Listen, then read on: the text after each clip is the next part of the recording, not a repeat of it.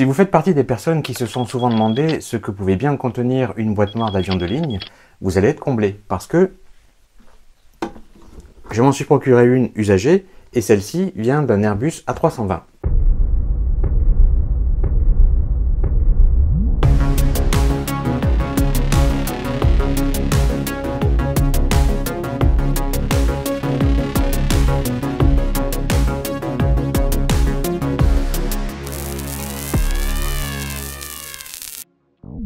Alors, avant que je m'attelle à la tâche et pour que vous compreniez bien à quoi on a affaire, il faut que je vous explique 2-3 petites choses concernant ces fameuses boîtes noires qui, comme vous l'avez vu, ne sont pas noires du tout. Mais je tenais avant tout à remercier Sylvain qui habite à côté de Poissy dans le 78 et qui me l'a gentiment prêté et je lui rendrai une fois que j'en aurai terminé avec mes petites expérimentations. Alors, je vais pas non plus vous faire un exposé complet, en plus parce que je ne suis pas spécialiste de ça et de toute façon, c'est pas l'objet de la vidéo, il y aurait tellement à en dire. Mais voilà quand même ce qu'on peut en dire en 2 minutes. En aéronautique, ces appareils sont appelés des enregistreurs de vol et il en existe de 2 types qui ont chacun un rôle bien spécifique. On a d'abord l'enregistreur phonique, aussi appelé en anglais Cockpit Voice Recorder, qui sert à enregistrer tout l'environnement audio du cockpit, c'est-à-dire les transmissions radio, les conversations de l'équipage, les alarmes sonores, ainsi que l'ensemble des bruits ambiants à l'intérieur du poste de pilotage.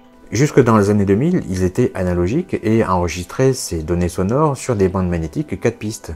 Mais avec l'évolution des technologies, ils sont devenus numériques et ce sont des mémoires non volatiles de type flash qui ont été utilisées, avec un son au format numérique, ce qui a aussi permis d'avoir des durées d'enregistrement beaucoup plus longues. L'enregistreur de vol qui est à ma disposition aujourd'hui est aussi un Cockpit Voice Recorder de 1994 à bande magnétique 4 pistes, et ces modèles-là enregistraient en continu les 30 dernières minutes. L'autre type est un enregistreur de données et de paramètres de vol aussi appelé Flight Data Recorder.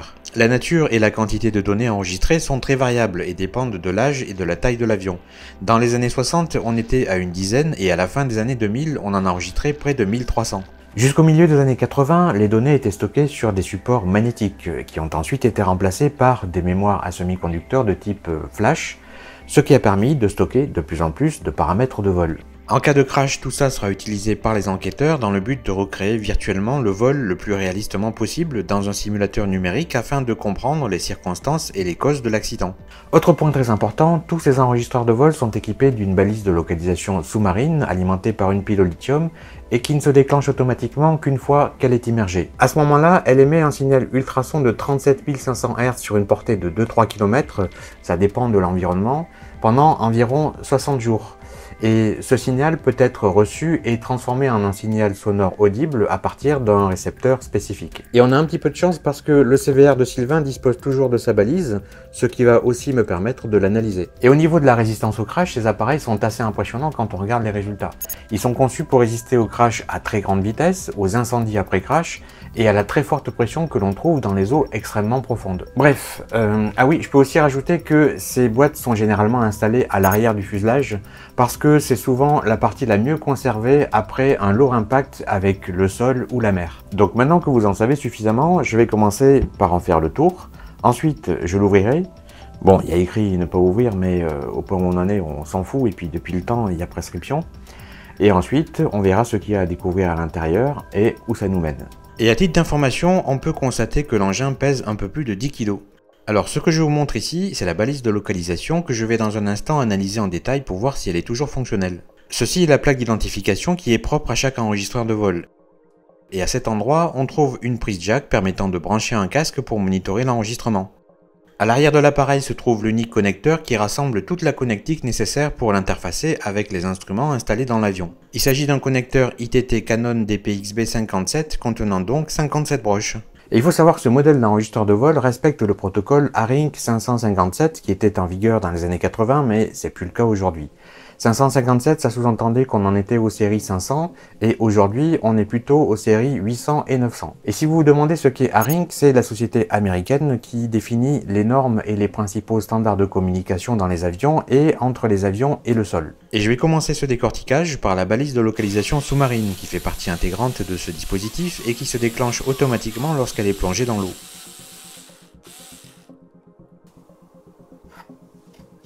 Elle est alimentée par une batterie au lithium et il est indiqué dessus qu'il faut la remplacer d'ici la fin du mois de mars 2006, c'est-à-dire il y a 16 ans. Donc j'ouvre l'accès à cette batterie.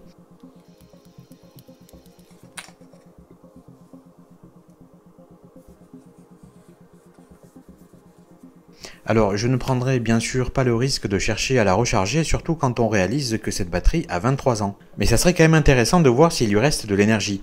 Et étonnamment, à vide, on peut encore mesurer une tension de 7,4 volts. Donc, pour voir s'il est encore capable de tenir une charge, ce que je doute fortement, hein, je vais la tester avec ma charge électronique Siglant et sur un courant constant de 50 mA. Je l'ai donc relié à ces bornes, mais je n'ai pas encore envoyé la charge. On peut voir que la tension est stable autour de 7 volts. Allez, j'envoie la charge et là, boum, on constate un effondrement immédiat à 0 volts, ce qui était prévisible, hein. Elle n'a plus rien dans le bide. Et aussitôt que je relâche la charge, la tension remonte progressivement, mais c'est une coquille vide.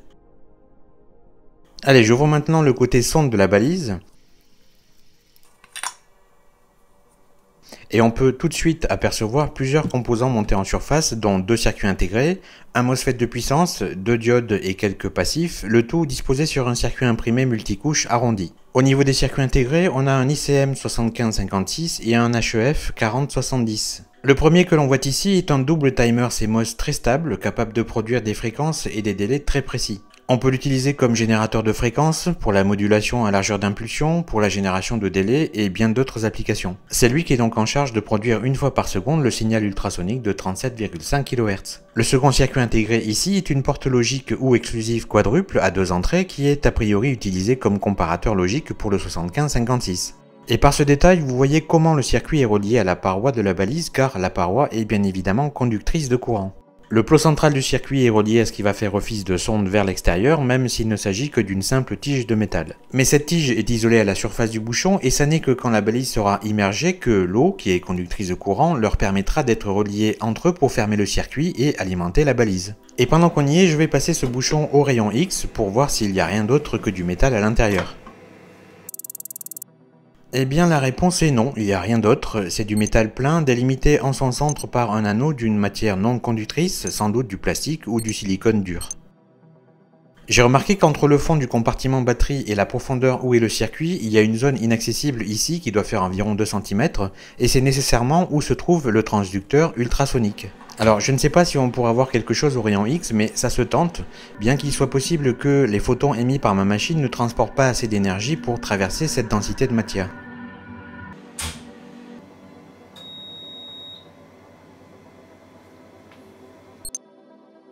Bon, en effet, c'est une zone trop compliquée à analyser avec le matériel dont je dispose, on n'en apprendra pas plus. 35 kV c'est visiblement pas suffisant pour révéler cette portion qui reste très sombre et impossible à déchiffrer à l'image. Bien, alors maintenant, pour voir si cette balise est toujours fonctionnelle, je vais l'alimenter avec mon alimentation de labo qui va se substituer à la batterie, et je place sa tête dans le récipient rempli d'eau. J'envoie les 7,2 volts en courant continu, et on constate rapidement qu'il y a ici une consommation de courant de 10 mA qui se produit très régulièrement. Elle semble donc s'être réveillée de son sommeil. Ok, donc on a la confirmation que cette balise est toujours fonctionnelle. Maintenant, ce qui serait intéressant, c'est qu'on puisse entendre le signal ultrasonique qu'elle émet, mais par définition, les ultrasons nous sont inaudibles. Alors il y a plusieurs techniques permettant de convertir des ultrasons en ondes sonores. L'une d'entre elles étant de diviser par 10 la fréquence de l'onde acoustique qu'on reçoit à travers un transducteur ultrasonique, et en l'occurrence ici, on passerait de 37 500 Hz à 3750, et 3750 Hz, ça donne ça. Mais bon, j'ai déjà un petit système qui permet de convertir en onde sonore un signal ultrasonique compris entre 20 kHz et 80 kHz, donc je vais utiliser celui-là pour l'occasion. Ce système, le voici, il est en mesure de capter les ultrasons en stéréo grâce à ces 2 micros à électrette qui se trouvent ici. Voyons donc ce que ça donne.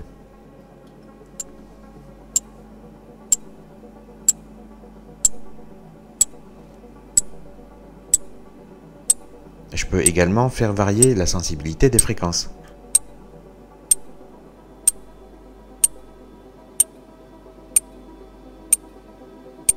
Bon voilà, on passe maintenant à l'analyse détaillée du contenu de l'enregistreur de vol.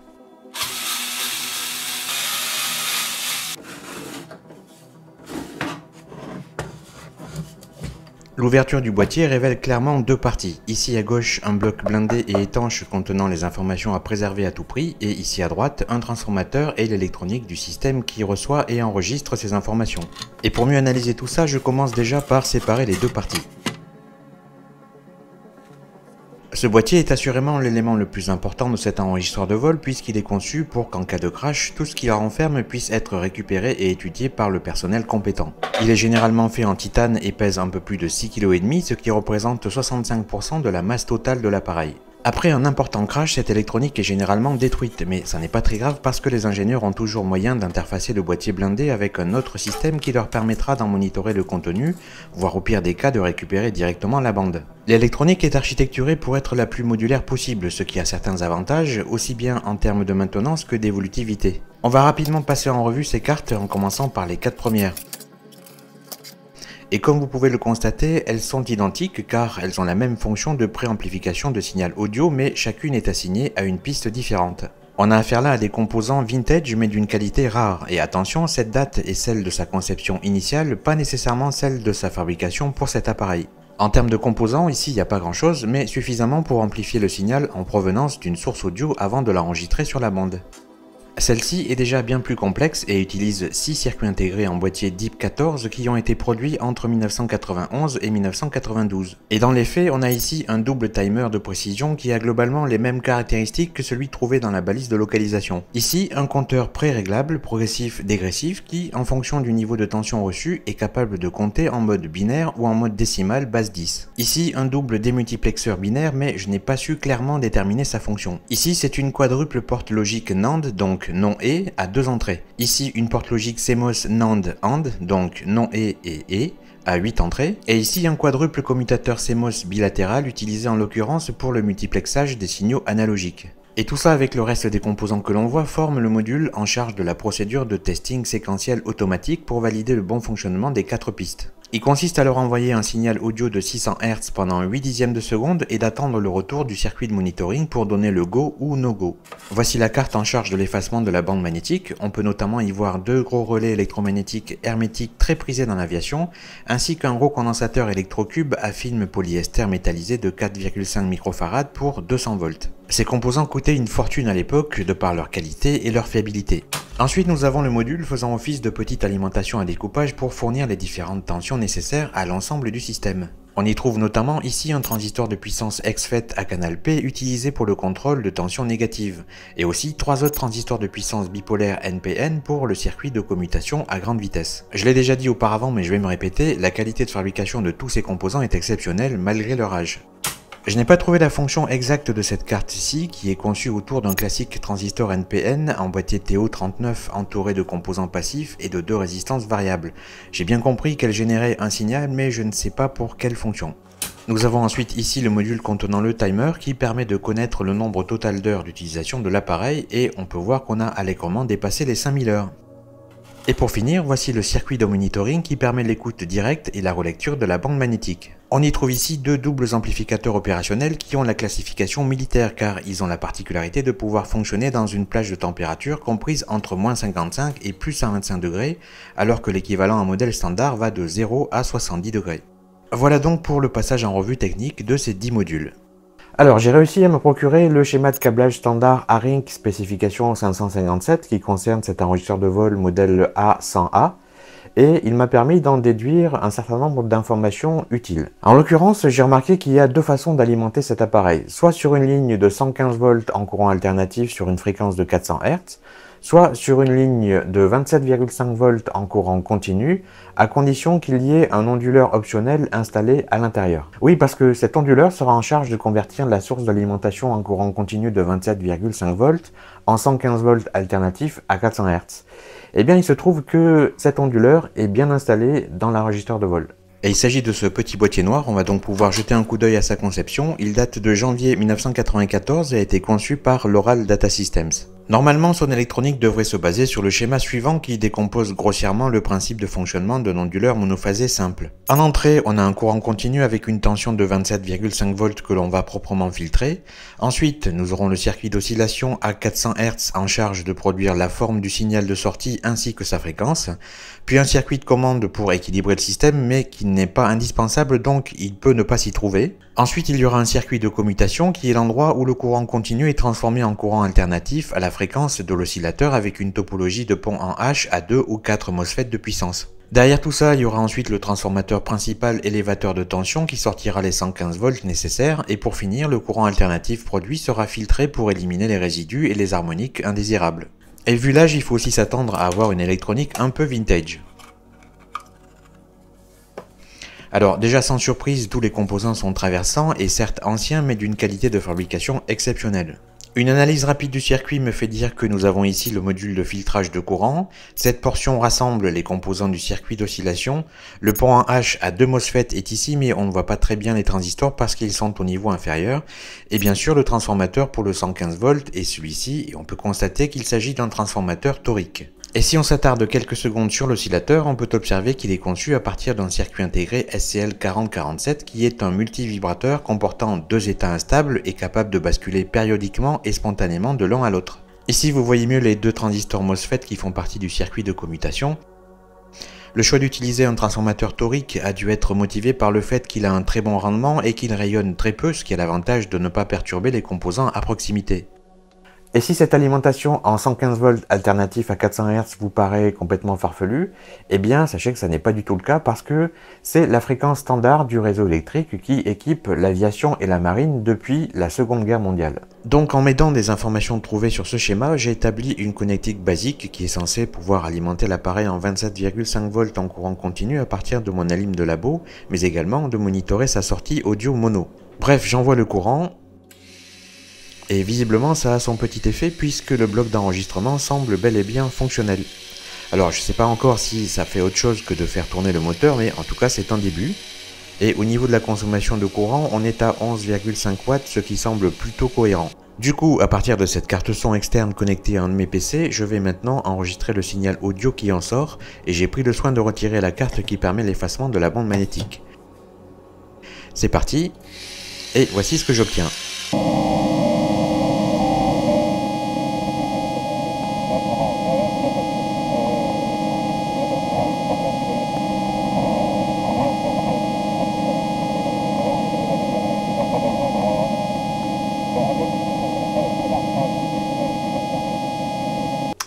Alors, le résultat qu'on vient d'obtenir là nous apprend 2 choses intéressantes. La première, c'est qu'il y a bel et bien un enregistrement qui est stocké dans ce bloc.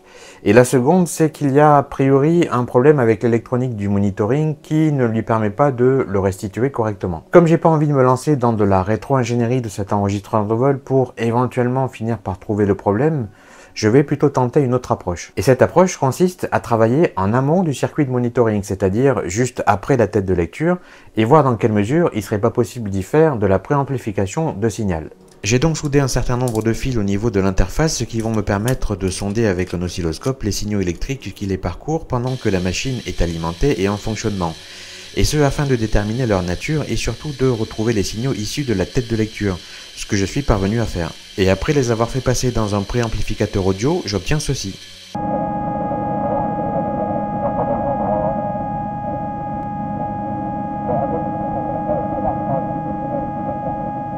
Bon, ça ne change rien, en tout cas ça nous indique que le problème ne se situe pas du tout au niveau du circuit de monitoring, mais plutôt au niveau de la tête de lecture, et j'irais même jusqu'à dire que ça doit certainement être au niveau de la bande magnétique qui, depuis le temps, ne doit plus contenir d'oxyde ferrique. Je pense qu'il est maintenant temps de découvrir le genre de système que renferme ce bloc blindé de 6,5 kg, qui est finalement la véritable boîte noire.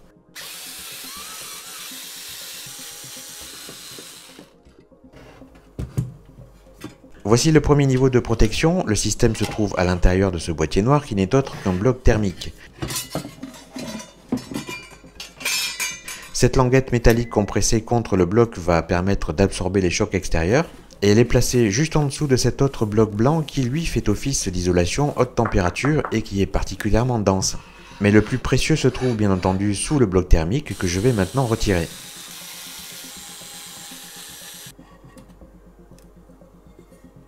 Voici donc un modèle de mécanisme d'enregistrement perpétuel 4 pistes sur bande magnétique qui a officié dans ces avions de ligne, toutes compagnies confondues, jusqu'au début des années 2000. On retrouve bien entendu le même principe mécanique et électrique que celui d'un magnétophone à cassette, à la différence près que celui-ci est de qualité militaire pour des questions de fiabilité.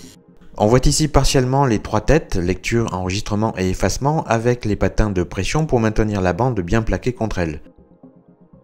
Et on voit ici un gros galet de guidage. Et cette prise de vue au microscope d'observation nous permet de constater à quel point la bande est définitivement usée, mais également de voir la délimitation de chacune des 4 pistes. Le temps n'a pas été tendre avec elle, on peut voir de très nombreuses traces d'usure sur toute sa longueur. Et après avoir pu analyser tout ça, je suis maintenant convaincu que c'est bien l'état de la bande magnétique qui fait qu'il est impossible d'écouter clairement cet enregistrement. C'est pas très étonnant étant donné qu'elle doit avoir un paquet d'heures de vol depuis 1994 jusqu'au moment où elle a été désactivée. Voilà, j'en ai terminé pour ce décortiquage assez atypique, il faut le reconnaître, j'espère qu'il vous aura plu. En tout cas, j'ai pris beaucoup de plaisir à le partager avec vous. Et d'ailleurs, sachez qu'on me propose de plus en plus fréquemment de mettre à ma disposition des objets insolites ou qui ne sont pas vraiment destinés aux consommateurs. Donc attendez-vous à ce qu'à l'avenir, il y ait d'autres décortiquages de ce type. Le prochain épisode sera publié dans quelques semaines et sera très certainement sur une thématique médicale assez intéressante. D'ici là, prenez soin de vous et à la prochaine fois. Ciao!